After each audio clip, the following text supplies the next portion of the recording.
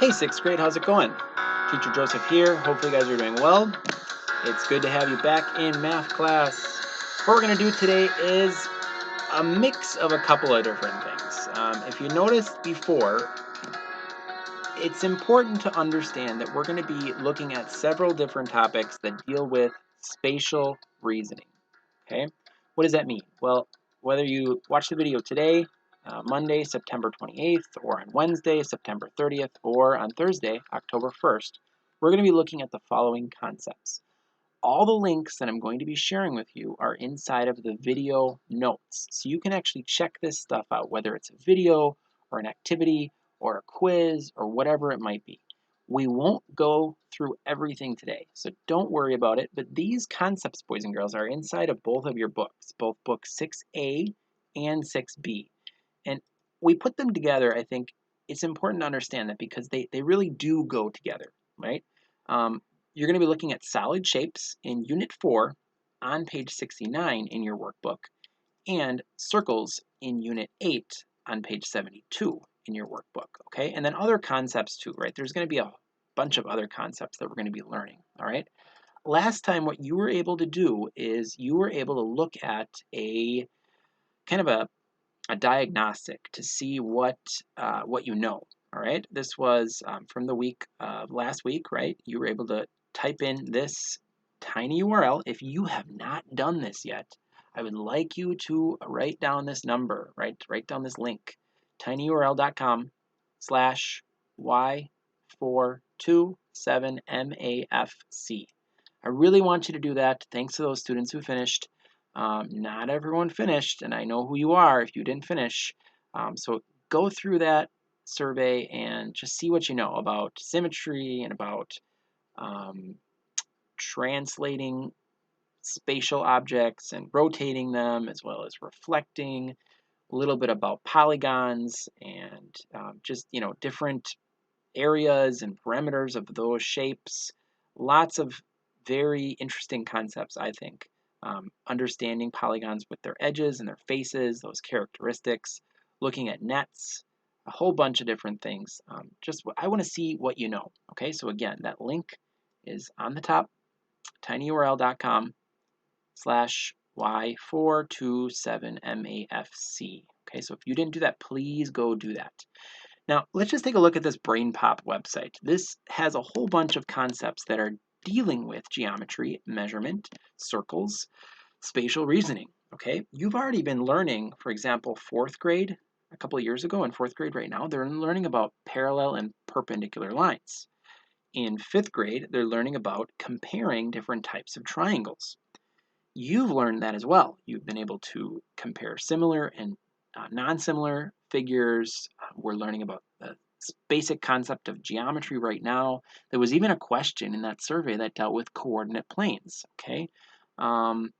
Areas of polygons, angles. I mean, fifth grade's working with angles right now, and all those go together, right? We've even looked at pi, and we looked at the circumference of a circle, okay? So I think that's really important to understand. If we have time in this lesson, we will watch one of those videos, okay? And I'll actually give the username and password to teacher Julia so she can show you one of the videos that you choose as well, okay? A lot of really cool concepts. I kind of want you to investigate these a little bit more, okay? That's why I'm giving you so many different resources.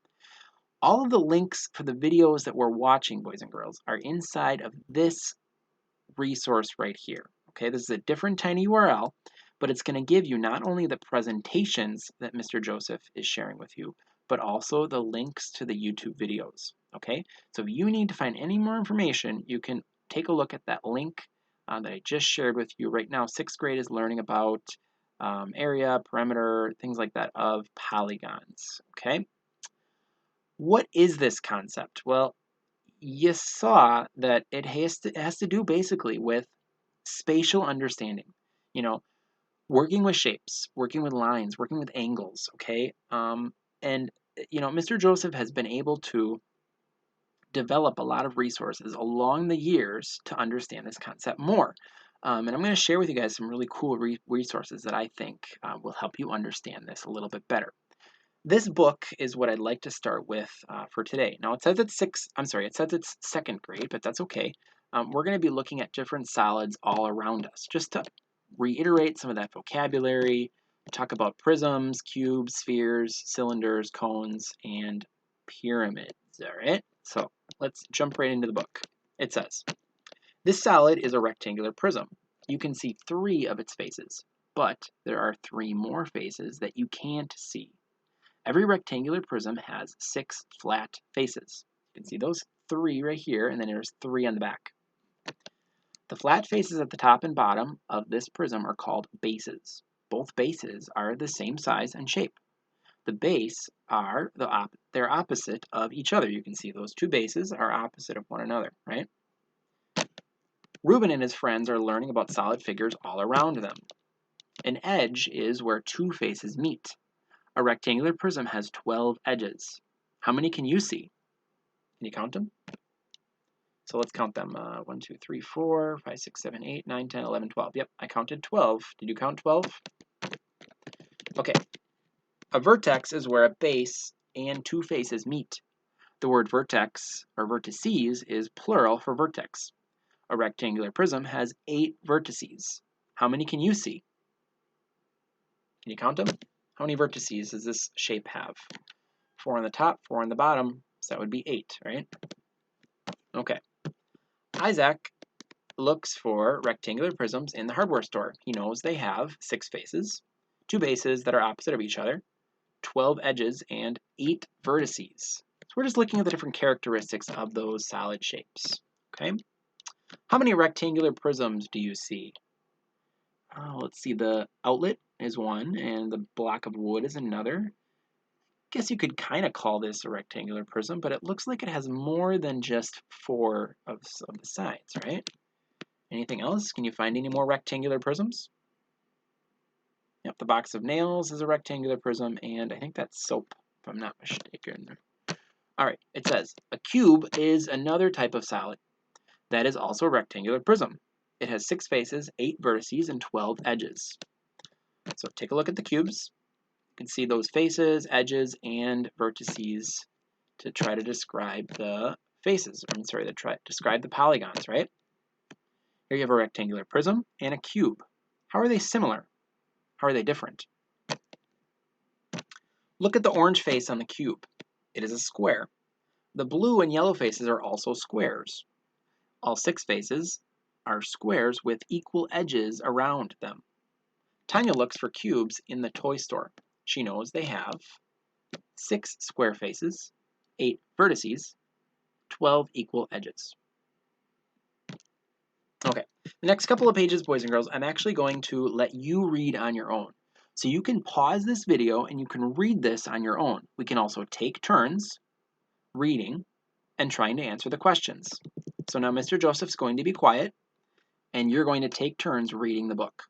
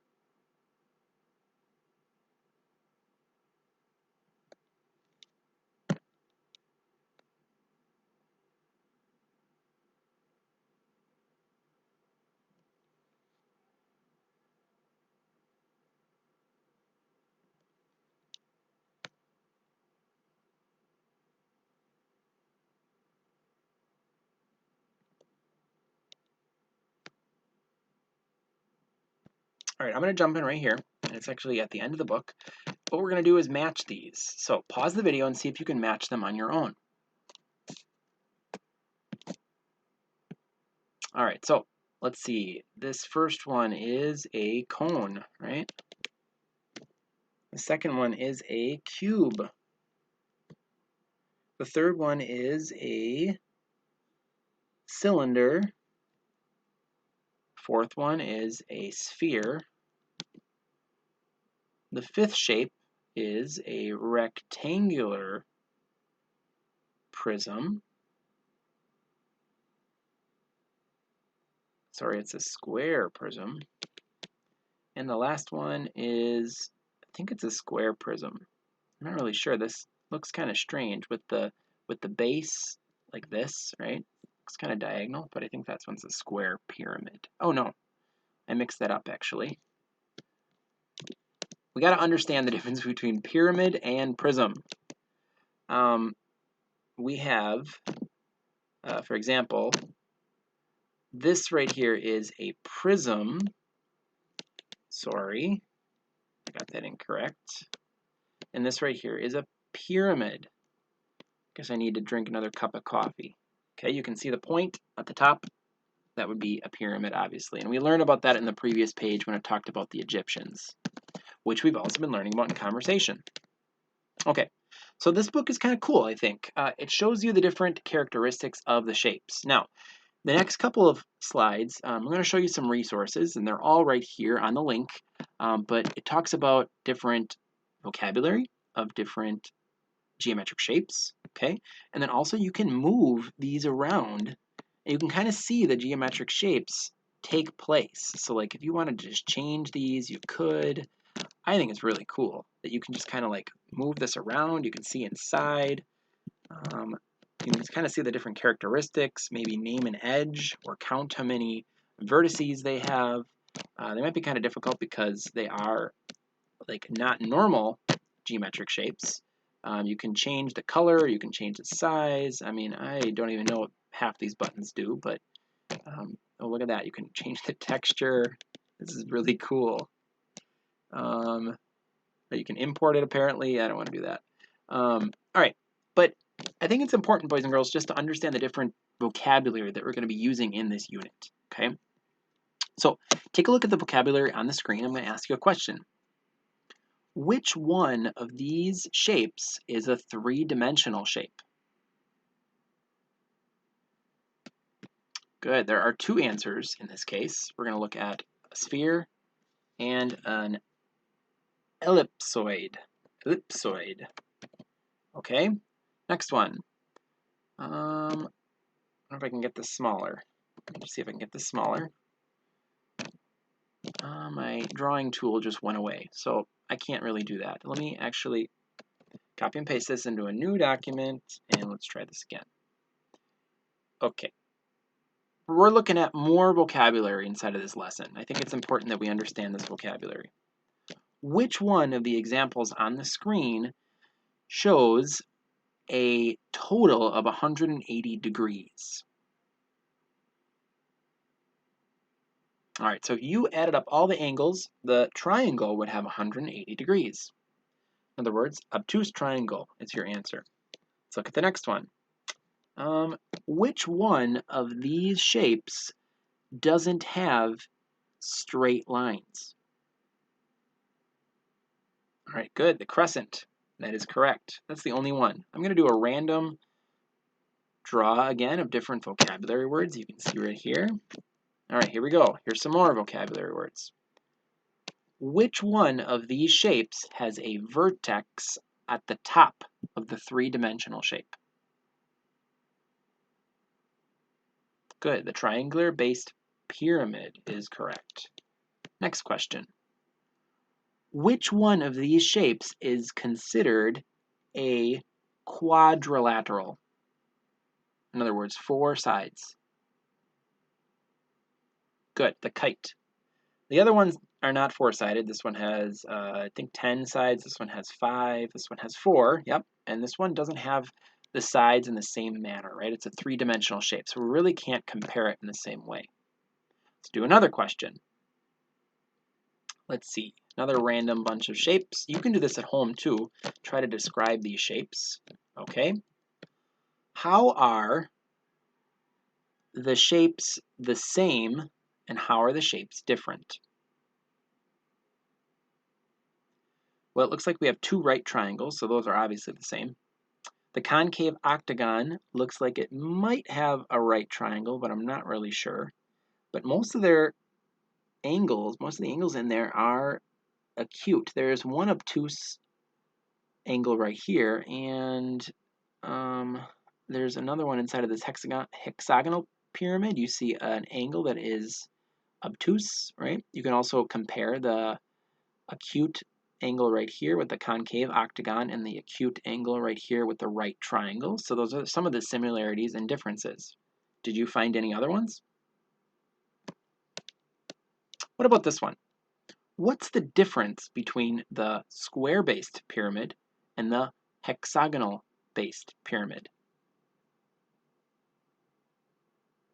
All right, so basically the two pyramids are very similar except for the fact that their base has a different number of sides, right? The square-based pyramid obviously has 4 sides, and the hexagonal one has 1, 2, 3, 4, 5, 6 sides. Hexagon means 6. Let's just generate one more time, talk about these vocabulary words. There's so many different shapes that we could describe.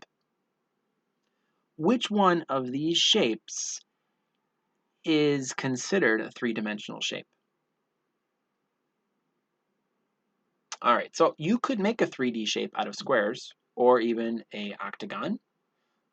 These are both irregular, right? Concave, irregular, because it has the sides that are just completely different measurements, and the irregular decagon is completely different too.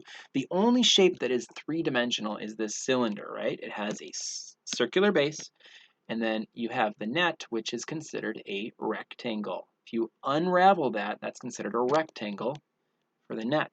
Okay, we'll talk more about nets in a little bit. So what we've done, boys and girls, is we've already read a book. We've understood that there are lots of really cool concepts that relate to this.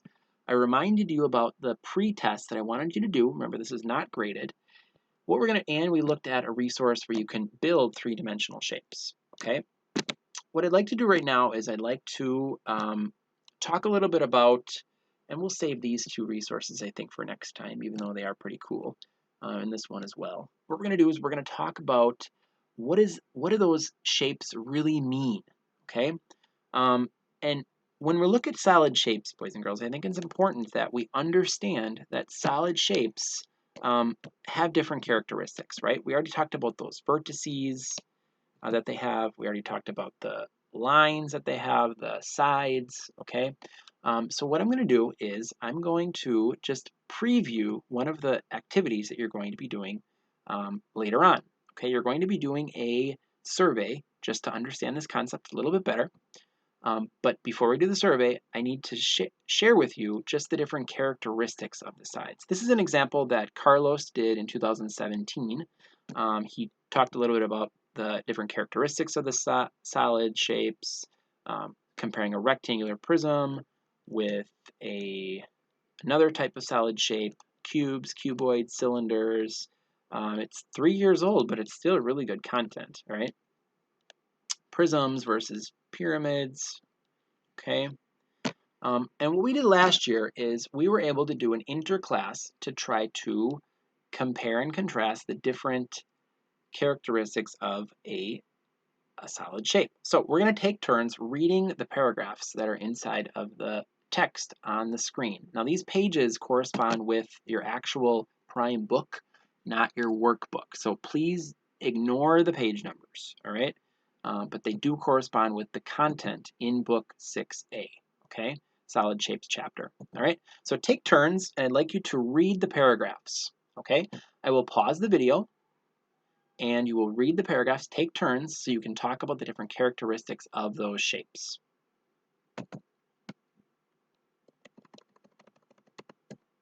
First volunteer.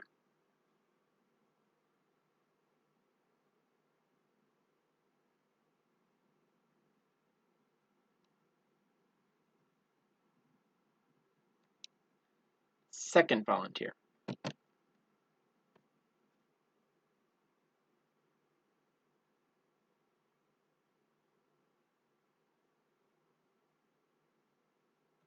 Third volunteer.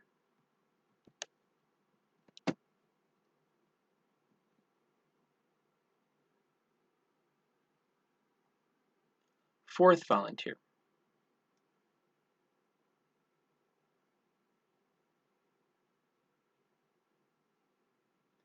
Fifth volunteer.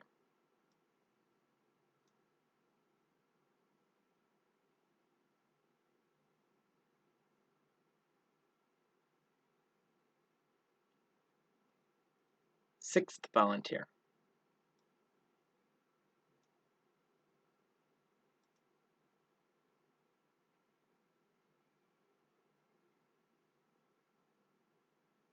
And the last volunteer.